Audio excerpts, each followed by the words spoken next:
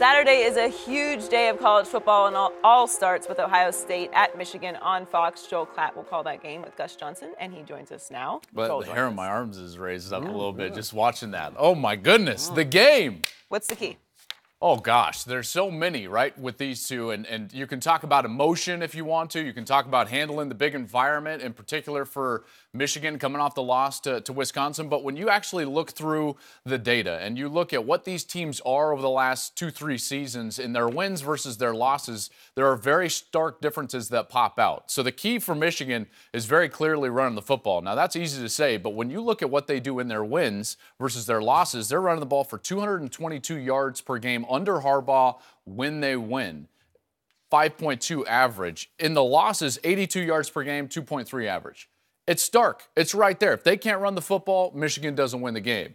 Conversely, for Ohio State, it's really all about J.T. Barrett. When he plays well, they're one of the best teams in America. They can beat anybody in America. When he doesn't, they're very susceptible, like when he threw a pick on his first passing attempt against Iowa. It goes back for a pick six. He turns the ball over. Iowa started a possession 3 different times in Ohio State territory. They had the pick six. They scored 24 points on possessions that either started in Ohio State territory or were scored by their defense, in large part because Barrett was turning the ball over. If you look at his numbers in wins, 66% over his career, 8.3 yards per attempt, 95 touchdowns, 18 interceptions. Guys, in the losses, only 53%, 5.4 yards per attempt, 6 touchdowns, 10 interceptions. It's right there. Michigan's got to run it. J.T. Barrett's got to play great. Those are the 2 keys.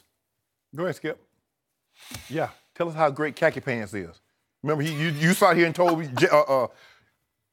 you told us he better than St. Nick. What did I just tell you about the Denver Broncos? They do not have a what?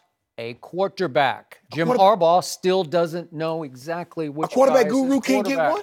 That's a good question. Go sit in the treehouse. One of the top 5 quarterbacks ever, John Elway, can't find one? No. Really? Oh, that's interesting. He can't recruit him.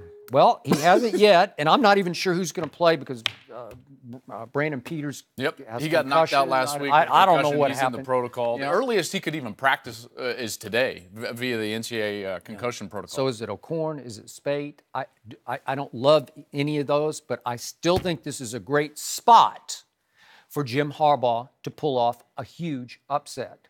And I don't even know how huge an upset it would be. Obviously, Michigan is not very good this year compared to what they were a year ago with their defense.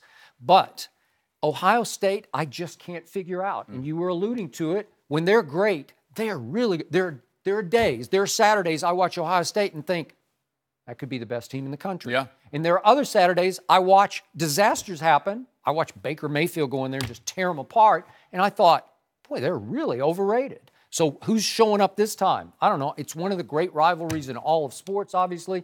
I envy you being there. Oh, I can't wait. Yeah, I realize you're going today, right? Yes, I'm going to head out early. And yet, on paper, I think that Ohio State should win fairly handily. But the game is played in Ann Arbor. Yep. When is Jim Harbaugh going to win something other than a recruiting battle? Now, I've seen him hold up a lot of things, photos of him in a bunk bed or him holding a yard marker on some high school kid's sideline or him in a treehouse. He ain't on no Big Ten titles yet. Boy, he did pretty well at Stanford, didn't he? What the hell they got to do with Michigan? They're not paying him to coach at Stanford. Well, guess who he had? He had that guy. They're paying him $9 million a year. Could he coach at San Francisco? You told me and Joel that he was better than St. Nick. You sat right in. I like him as an all. How did St. Nick do as a Miami Dolphins coach? What happened, Joy? It was a disaster. Hold on. I'm talking about an all-around coach. We are not talking about the Miami Dolphins, but when you look at guys that have had success at both levels, only Harbaugh can get in that same conversation with guys like Pete Carroll and Jimmy Johnson. Yes.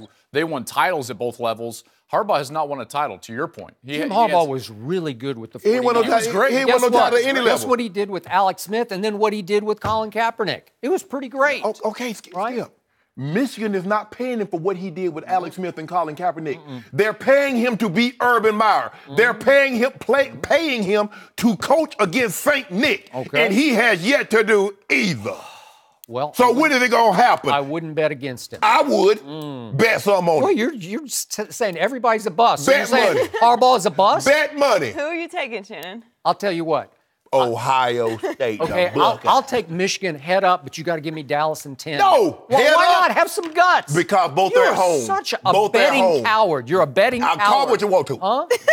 Hey, you call me a coward, but you it's can't Ohio call me a State fool. at Michigan Saturday noon Eastern on Fox with Joel and Gus. Thanks for watching. Subscribe here to get the latest from the show. Be sure to check out more of the best clips from Undisputed, or go watch a few segments from the newest show on FS1, First Things First, with Chris Carter and Nick Wright.